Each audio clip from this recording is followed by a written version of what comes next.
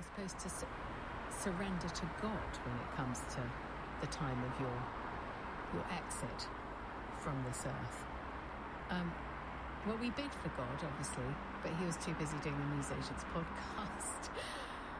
So we've got Gavin Ashenden, Dr. Ashenden, to speak for those of faith and whether faith should have informed this decision more when it comes to assisted dying.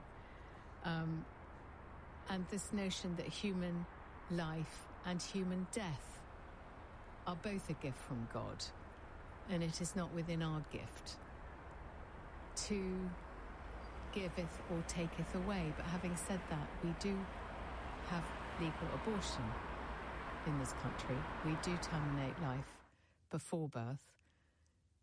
How far are we from abortion with this assisted dying bill? I think there's a lot to discuss here, and Dr. Ashenden is the associate editor of the Catholic Herald. He's a former chaplain to the late Queen, so we're very honoured to have you here, Dr. Ashenden. Do you feel that religion was debated enough, incorporated enough in this huge decision, or not? In a way, I often feel that talking about religion or non-religion as a perspective is a mistake, despite the fact that I'm a Catholic convert, because I think it plays into a particular secular worldview, which is mistaken. I'd rather say that, like your man who fills your tea machine, who I think was very wise, we all have different philosophies. Essentially, whether you're religious or not religious is your philosophy of life. So what we want to do is to test the different philosophies to see how much truth they tell and how much good they are to us.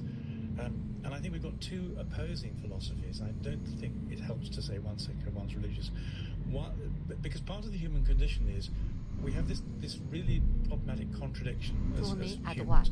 We have these huge, wonderful aspirations, and we have terrible flaws. And it is how you marry those two things up. So in this particular case, our aspiration is a very good one indeed.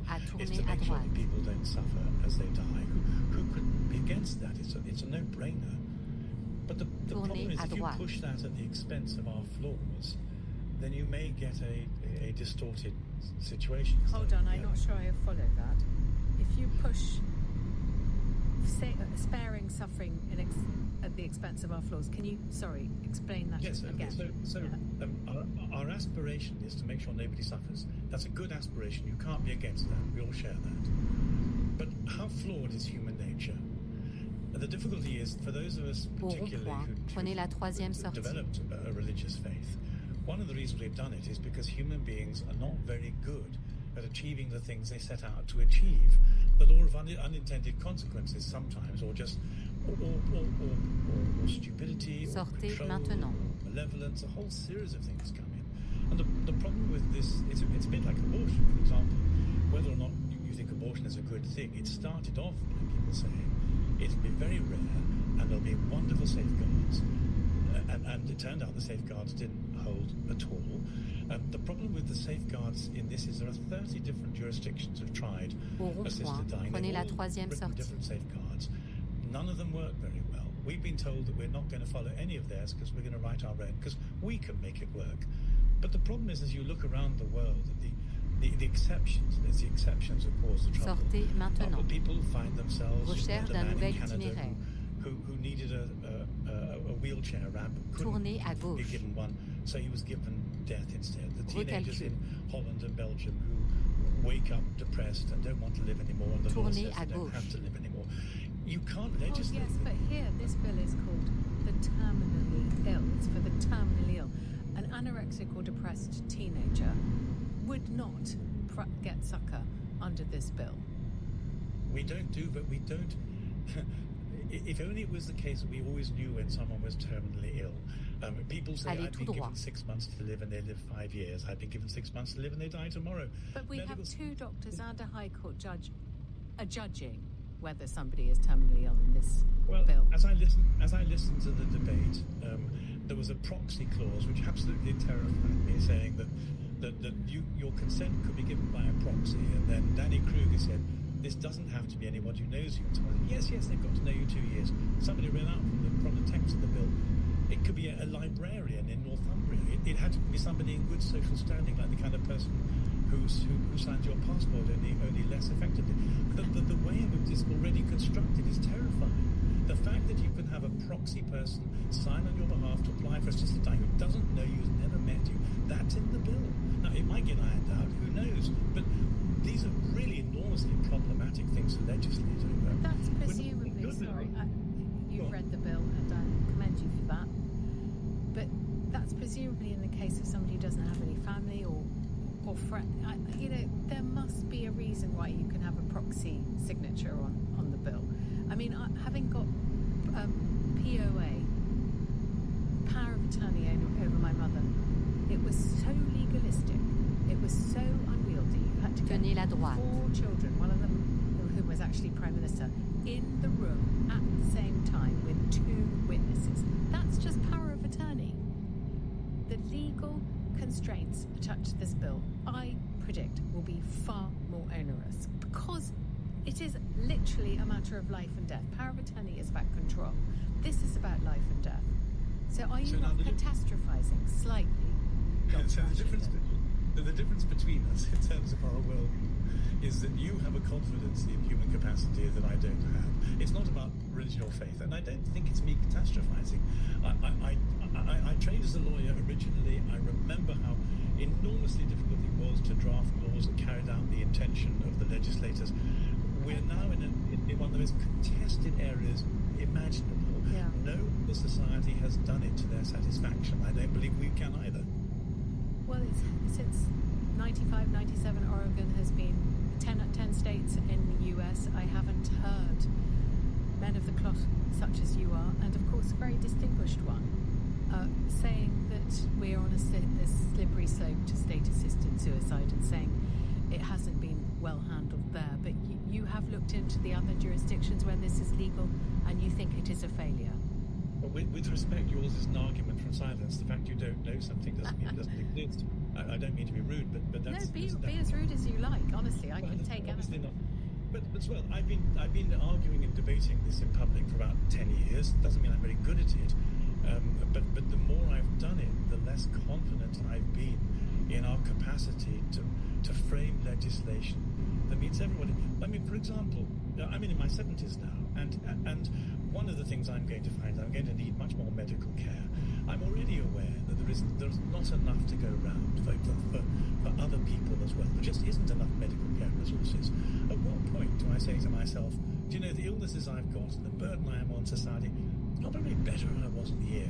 Let somebody else have a crack at the resources.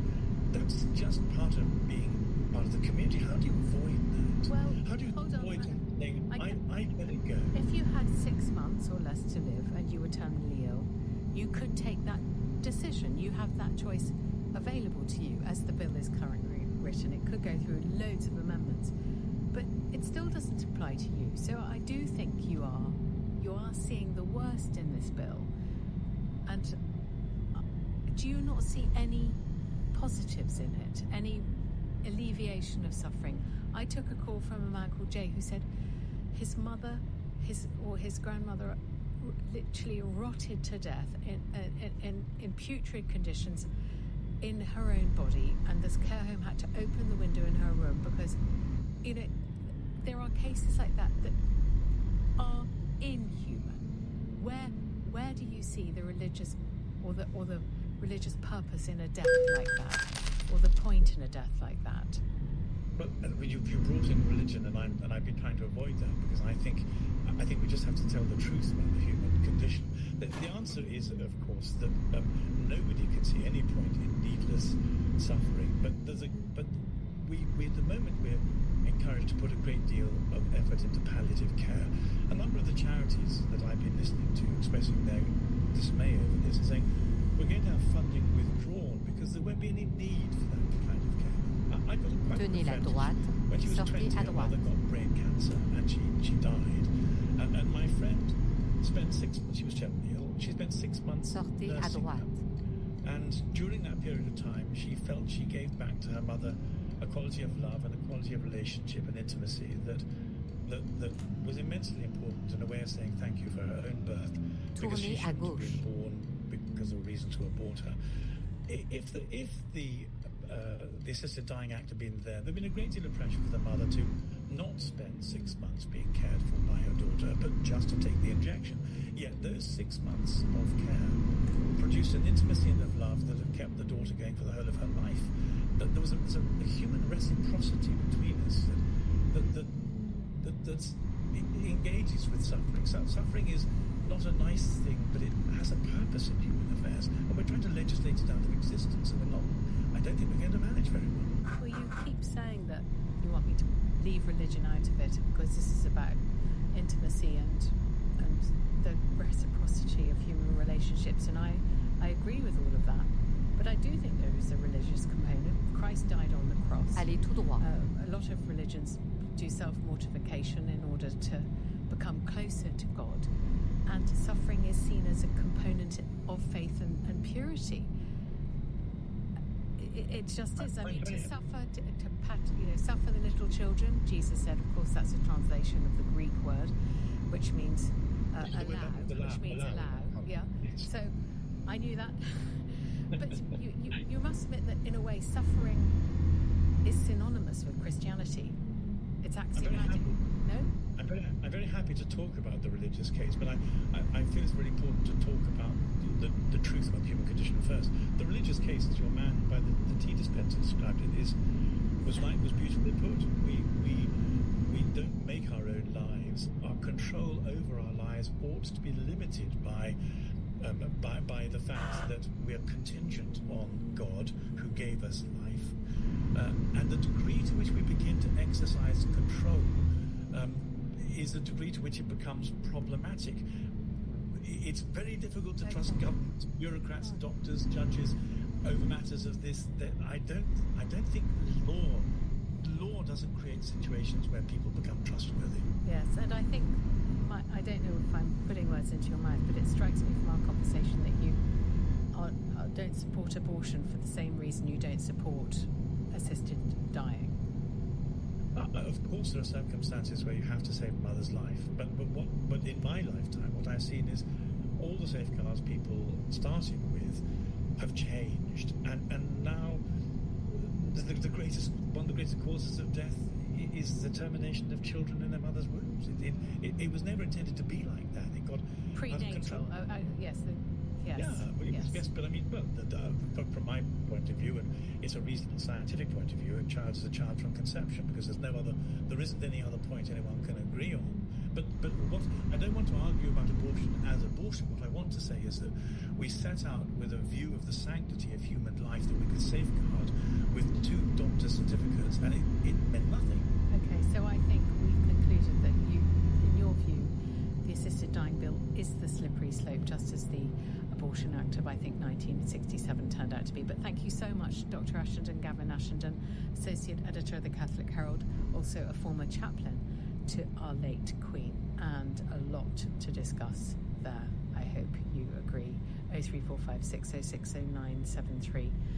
Is or has religion been ignored in this debate, or do you agree with Dr. Ashenden that what is being ignored is the essential reciprocity of human relationships? Prenez la deuxième sortie. That you care for somebody until the moment they are gathered, and that is part of the human condition and a very precious part of it. Let's get to that conversation in just a few moments. The time is 8:20. This is LBC. The Kia EV revolution is here. Now introducing the EV3, a compact electric SUV with impressive range of up to 375 miles. Book your test drive today and experience its spacious, intuitive interior. Order by the 16th of December and you'll get the Kia EV3 with 3.9% APR representative and 1 year's free Kia Charge Plus. Search the Kia EV3 to book your test drive. Kia, movement that inspires. Range based on test conditions and may vary. T's and C's apply. Kia Finance. Jet2 Holidays has landed at London Luton Airport with 17 destinations available from April 2025, like Alicante, Madeira and Dalaman. Nothing beats a Jet2 holiday. Prenez la deuxième book now sortie. from London Luton Airport with just a £60 deposit per person and get 22 kilograms of baggage included. Jet2 Holidays. Package Which holidays you can trust. Sortez maintenant. Protected, subject to availability and conditions. You might want to step back from your speaker or remove your headphones. Yes! I just can't believe it. Mark's found out he's won £11.4 million on Lotto. This is just... I don't... You know what? I've had tears in my eyes. Yep, that's 11.4 million. Lotto, will you be the next millionaire? The National Lottery. Rules and procedures apply. Players must be 18 or over. Rachel Johnson on LBC. Call 0345 6060 973. It's 8:22, and I've just got to read this text out from Sophie before I get to you, Carol, because it so encapsulates, I think, what my takeaway from my chat with Dr. Gavin Ashenden, who is, as he told us, a convert to Catholicism, who turned out to be both anti-abortion and assisted dying. That's summarising a 10-minute conversation. Hi Rachel, great show. I do not have a religion. However, I believe the law should always supersede religion. If we allowed religion to influence the law in the UK, there would be no gay marriage, there'd be no abortion, and there would be no divorce. This is no different. Great point. Great text, Sophie. Carol in Boreham Wood. How do you approach this debate, and is religion a factor? Hi there. Well, hi.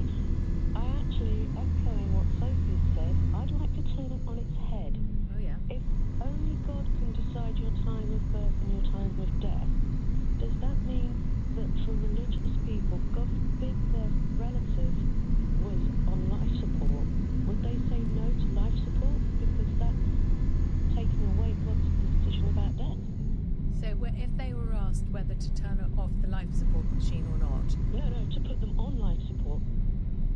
Because life support or is turn it off, death. in other words. It is control. It's exerting human control over something that's apparently within divine agency. And I can't see the majority of people saying, no, I don't want my relative on life support in intensive care. Yeah. But isn't also, that the what same is a DNR notice? A DNR notice is somebody is on the glide path to the good night. Let's keep the euphemisms flowing. Mm-hmm. A DNR notice is we are not going to officiously strive to keep this person alive. So, in fact, patients, relatives are constantly asked to intervene in these life and death decisions. So, you're right. You're pointing out a huge gaping hole in Dr. Ashenden's argument. Yes, and if you ask any religious person, yes, it's God's gift of birth and death, but surely with medical advances, then life can be extended. You can actually take it back to, well, why do we bother giving anyone medicine? Why do we bother giving anyone a pacemaker? Why do we bother, giving somebody a heart transplant or a liver transplant, as my husband had? If we believe in divine agency and God controlling our hatch, match and dispatch, where does medicine fit in, let alone the law? Exactly. I just find it quite unbelievable that, yes, religion is important to people. I'm a great believer in theology as opposed to religion. I think all the major religions say the same things, charity, family, community, but then they start, my version's better than your version. I know, and they've caused more wars and more human suffering than anything else. I give you Christopher Hitchens' book, God is Not Great, as my seminal text on that. Yeah, this is just another example of religion interfering, or religion versus medicine. And you know what? Given the choice between God and science, I know what I choose. Me too. Thank you very, very much, Carol. Let's get to you, Sean, in Colchester. Do you choose God or do you choose science? I choose science all the way, and to be honest, it's a religious argument. I'm not religious in one bit. I'm not going to give you my opinion on it, but I believe, they believe that God gave humans free will, so even if this bill did get passed, theoretically they still have the choice whether they use it or not. But yet they're trying to make the decision for people that aren't religious and take the choice out of their hands. Like in a lot of walks of life, your loved one, when they decide to do something, you say, it's your choice and I support you in whatever you do. Préparez-vous à tourner à droite. People hang on to the very end because often from like pressure from loved ones. Like no one wants to go to the end, to the bitter end in utter agony. No one chooses that. No one does that rationally. Yeah. Sean, this is really interesting because everybody keeps saying, human nature. It's it's such a race to the bottom. Abortion had loads of safeguards and they've all been dispensed with, and now abortion is like a retail industry. And I don't think so. I think that people want to see their loved ones alive if they are having any quality of life. They just don't want to see their loved ones suffering unendurable, unbearable, lengthy death agonies. And I don't think that that's very contentious. And I don't think somebody who, I know I've heard so many stories of people who beg their relatives to put a pillow over my head, give me, hand me a revolver. All these stories, and these, if the relatives acceded to those deathbed requests, they are accessories to murder. They could do years in prison. Accessories to assisted suicide, you spend, up to 14 years in prison. This is an inhumane situation.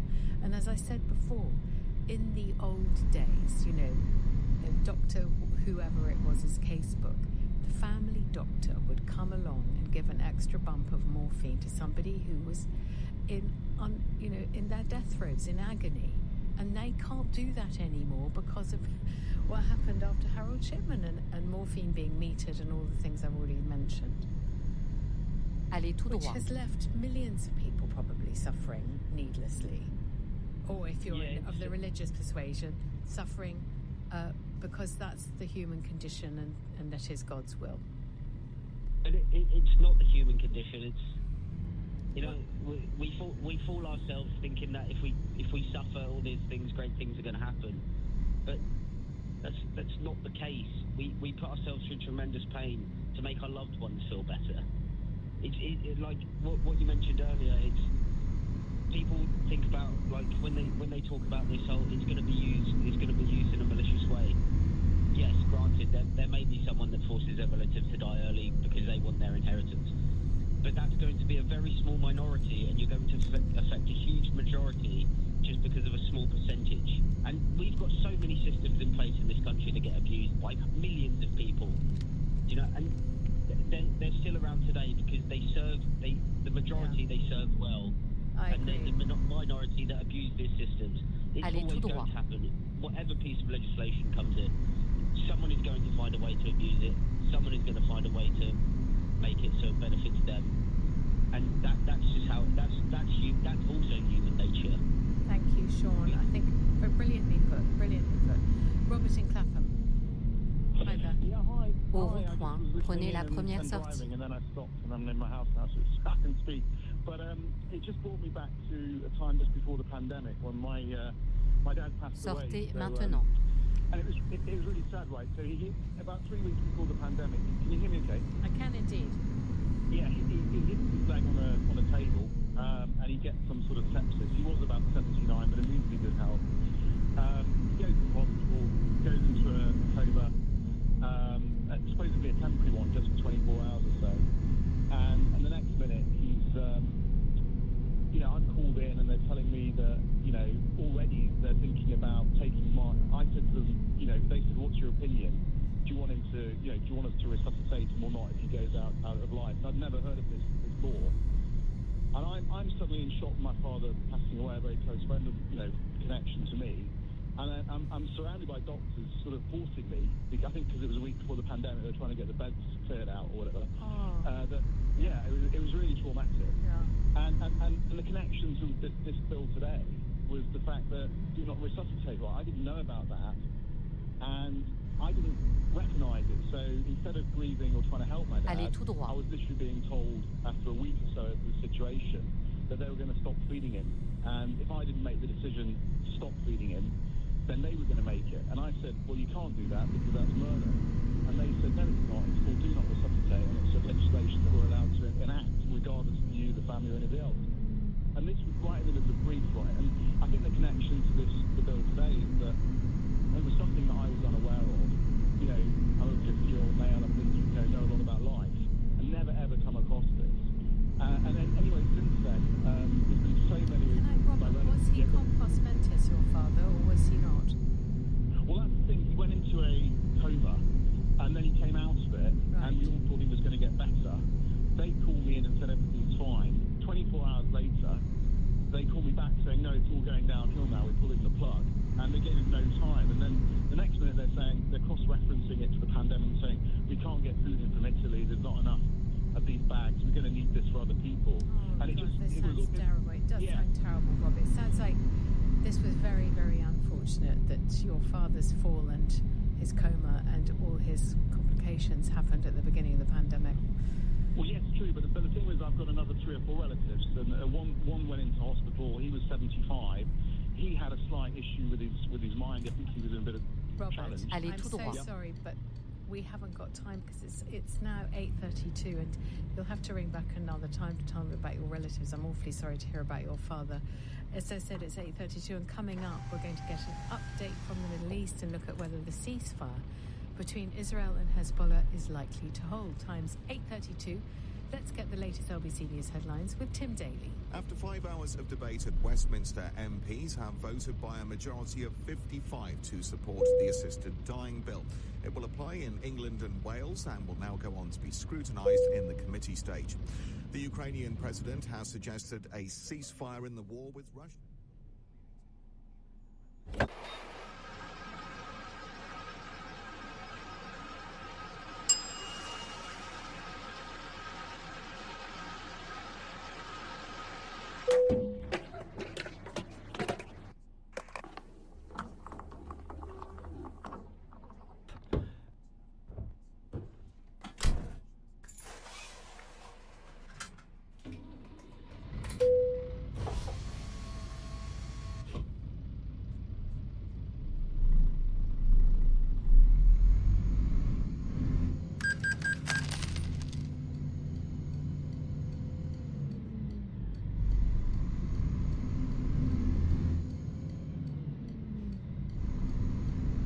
Allez tout droit.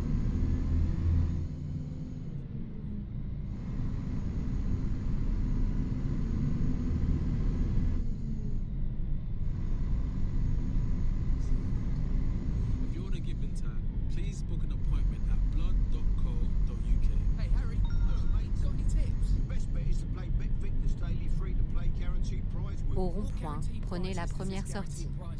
The guaranteed prize wheel means you're guaranteed to win prizes, like free bets, free spins, exclusive Sortez offers, maintenant. cash, guaranteed.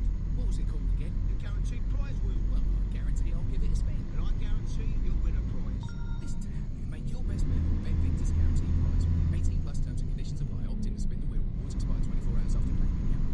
The EasyJet Black Friday sale is now on. Up to 15% off thousands of flights to destinations like Tenerife, Tunisia, or Barcelona. Préparez-vous à tourner à gauche. Book now at easyjet.com. Get out there. Selected dates. Book by 11 p.m. the 2nd of December 2024. Flights one way. T's and C's apply. Hello, you. Sounds like you could be missing Tournez à gauche. on your mobile bill and paying more than you should. It's time you woke up.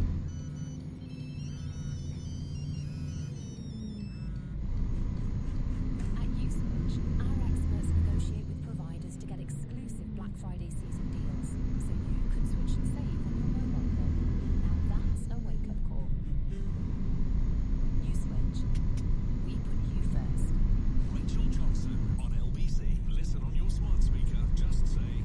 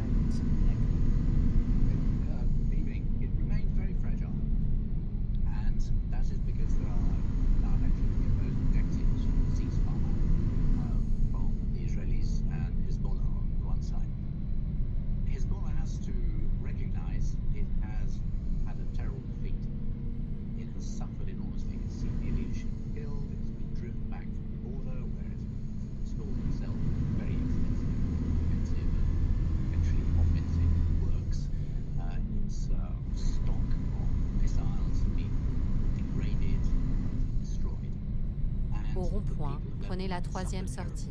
We see that as they return to their homes in Tyre, Sidon, Al-Bayr, south, even in southern Beirut, large areas completely flattened, so the people who suffer there. Civilian casualties as well. Sortez maintenant. 5,000 people have died as well. I mean, we don't know how many of those are Hezbollah fighters. We have the same. Préparez-vous à tourner à droite. A lot of people have died. Tournez à droite. Hezbollah wishes to re-establish itself politically. It's suffered serious damage politically as well as physically, and it is determined to try and retain its grip on Lebanese politics. And Israel is determined to try and break Lebanese politics. Deals struck with Lebanese government, not with Hezbollah directly. The Lebanese army trying to move into the strip north of the Israeli border so they can try and keep Hezbollah out. Israel has to be out because when they moved in, they found jihad arms, tunnels, preparations for what looked like a serious invasion of Israel. So the Israelis have a good point. And the last UN Security Council resolution 1701 of 2006 said Hezbollah should not be within whatever it is 10 kilometers of the border, and yet they obviously were. So Israel is saying, well, we need to stop fighting as long as this time you respect that deal, stay back. But if you don't respect that Tenez la droite, puis sortez à droite. we're very happy to carry on fighting and we'll smash you again. Hezbollah is very reluctant to admit defeat because that would damage it. Sortez à droite. So they're trying to send people back into the areas or waving Hezbollah flags. Préparez-vous à tourner à gauche. Going back in with weapons, yet we don't know. But that's why it's politically sensitive, why the ceasefire remains very delicate. Israel had to stop Tournez à fighting. gauche. There, the IDF, the Israeli army, was exhausted. And for once, Netanyahu listened to the generals who said, we've got to stop here, we're fighting two wars here. Now, after that, we've achieved most of our objective. It's time to stop. So that there was impetus on the Israeli side. But Netanyahu remains under pressure from the right wing not to make any concessions to Hezbollah, and therefore he has to appear to remain very tough. If there's any sign of them coming back to the border, being within range of dropping missiles on the Israeli settlements in the north, he will suffer politically. I've seen the refugees going back to their homes in South Lebanon, but have we seen any mass transit of those who've been displaced on the Israeli side, the 60 to 100,000 or so? Au rond-point, prenez la première sortie. Up towards the Lebanese border, or is it too soon for that? I'd say there's a trickle. Sortez maintenant. Yeah, we've seen press reports of people going back, finding their house untouched. The Lebanese are going back, finding their homes being destroyed. That was the Israelis going back and finding everything exactly as they left it. The meal is still on the table, the toys are still there. But they're going back saying, I'm not sure I trust Hezbollah, after what they did. Well, I mean, it would be quite a rash leader to trust Tenez la droite. the terrorist leadership of either organisation. But on the functionality of Hezbollah, Au to what rond-point, extent has prenez la Israel troisième degraded sortie. their ability to strike into the heart of Israel? Somebody told me, some IDF brigadier, that they'd been into the tunnels, and when they saw the potential for destruction, Israeli destruction therein, Sortez maintenant. got taken out Tel Aviv if they wanted to. One of them said to me, we felt almost relieved that Hamas did it first, and then the war started, and then of course Hezbollah started firing into Israel on October the 8th. Since then, to what extent has Israel degraded Hezbollah's ability to strike into Israel? Yeah, they degraded it very significantly, both materially in destroying a lot of the weapons. Hezbollah had hundreds. Vous êtes arrivé à destination. Votre guidage routier est maintenant terminé. Lebanon, ready to strike Israel, and the fact that they've been firing off a few throughout this war, but not many, and not to great effect. That indicates very clearly that Israel has been very successful in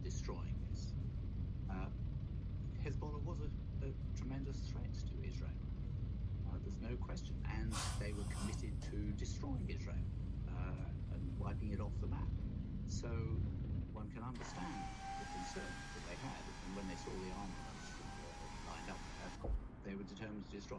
They have degraded it very substantially, but more significantly than that, they have degraded the command and control mechanisms that Hezbollah had, and also trying to degrade its financial means by, I think very uncivilized, bombing banks that were helping finance Hezbollah.